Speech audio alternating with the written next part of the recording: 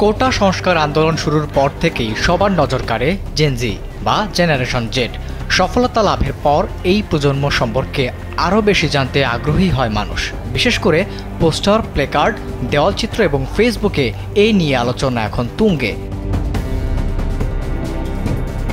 বিভিন্ন তথ্য উপাত্ত বিশ্লেষণ করে দেখা গেছে, জেনজি বা জেনারেশন জেড সদস্যরা বেড়ে উঠেছে বা তাদের পুরো বয়ঃসন্ধিকাল কাটিয়েছে স্মার্টফোনের সঙ্গে।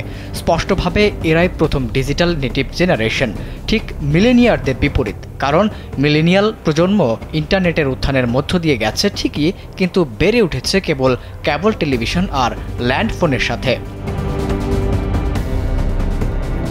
অপরদিকে জেনারেশন জেড প্রজন্ম সরাসরি ইন্টারনেটের সাথে এবং ইন্টারনেটের মাধ্যমে একে অপরের সঙ্গে যোগাযোগ করে বেড়ে ওঠা প্রজন্ম। সেলফিন অ্যাপে দেশ বিদেশের যে কোনো জায়গা থেকে অ্যাকাউন্ট খুলতে পারবেন কোনো ঝামেলা ছাড়াই। সেলফিন, আগামীর ব্যাংকিং। যার ফলে কলেজ, উচ্চশিক্ষা এবং ক্যারিয়ার নির্ধারণের ক্ষেত্রে এই প্রজন্ম অনেক বেশি সতর্ক। বলা যায় এরা পূর্ববর্তী প্রজন্মের তুলনায় অনেক বেশি বাস্তববাদী ও পরিণতি বুদ্ধির। অথচ আমাদের দেশে কিছুদিন আগেও এই প্রজন্মকেই ডিজিটাল জালে আটকা পড়া প্রজন্ম বলে মনে করা হচ্ছিল। জেনজির জন্মকাল 1997 সাল থেকে 2012 সাল পর্যন্ত এবং এদের বর্তমান বয়স 12 থেকে 27 বছর। জেনজির পরের প্রজন্মকে বলা হচ্ছে জেনারেশন আলফা। বাংলাদেশের প্রেক্ষাপটে 2024 সালের মধ্যবর্তী সময়ের পুরোটাই তারুণ্যের জয়জয়কার। কোটা সংস্কার আন্দোলনের পর থেকে কি না করেছে এই কিশোর তরুণেরা। আবর্জনা পরিষ্কার থেকে শুরু করে রাস্তার যানবাহন নিয়ন্ত্রণ, দেয়ালচিত্র অঙ্কন, পাড়ার নিরাপত্তা রক্ষা, সব দায়িত্বই নিজের কাঁধে তুলে নিয়েছে এই জেনজি। নিজেদের অধিকার আদায়ে রাজপথে নামার পর জেনজিকে কোনো শিকলে আটকে রাখতে পারেনি অভিভাবকরা, বরং অভিভাবকদেরও রাজপথে নামিয়েছেন সন্তানরা।